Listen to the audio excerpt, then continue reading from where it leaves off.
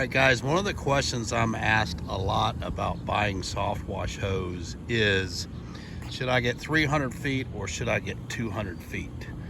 I always suggest 200 feet on the reel because I rarely ever need more than 200 feet. Today we do, and so I always keep an extra 100 footer just to splice into it if I need to. So right over here was our gun on this end of the 200 foot hose that goes back to the trailer. And so we cut the gun off, we put a little splicer in, and we connect our 100 footer here. And when we move the gun down to the end of the 100 foot hose, and so now we can reach everything. So what we'll do is we'll concentrate on getting all of this completely done where we have to have the 100 foot extra hose.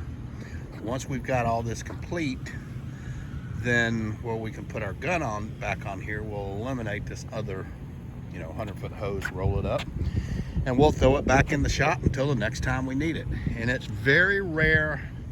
I would say, I just can't even remember last time I had to add an extra 100 foot hose. Even on big houses and mansions that we clean, we normally can get the truck and trailer somewhere where 200 feet of hose is just fine.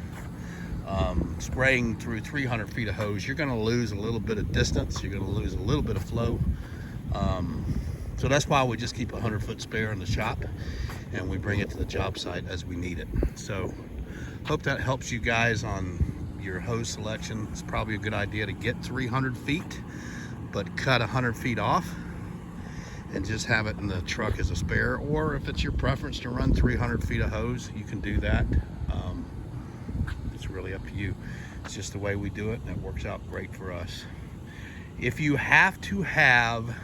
do want 300 feet of hose, the only thing with that is you've got to have, of course, a bigger hose reel. So that's something else you have to take into consideration when you're making your purchase on hose. So if I can help you in any way or you have questions on this, just let me know.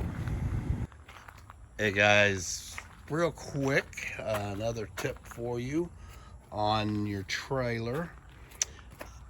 When you're hooking your trailer up, you've got your wiring that goes to your lights, and then you have another one here which should be your emergency brake, so that if the trailer becomes disconnected, it will pull this out here and will apply brakes on the trailer and stop it.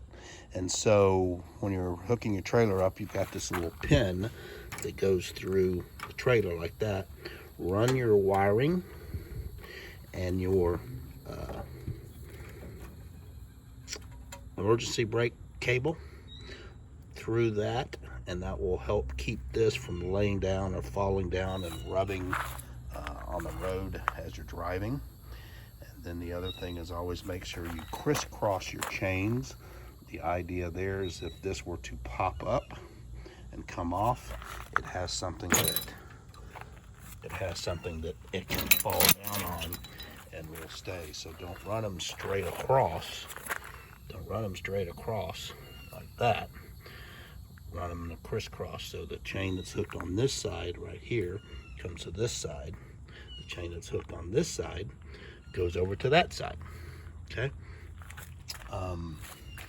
And then something else that's very, very important. We have a policy that whoever the driver is must always walk around and check the load anytime before they pull away from anywhere, whether it's here at the shop, whether it's at a customer's house after the job is done, they stop at a store, it does not matter.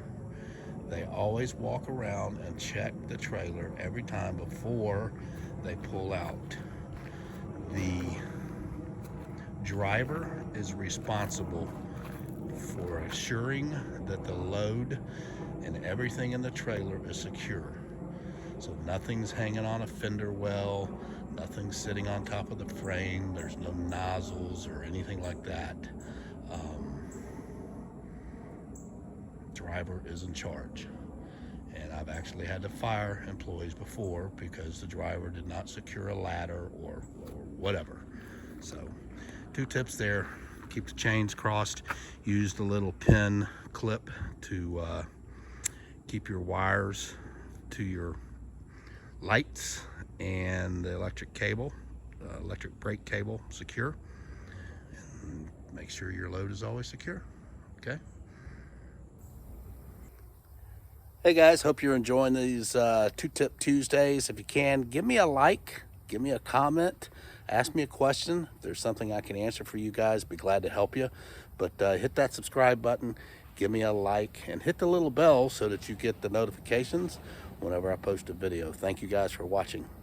Comment.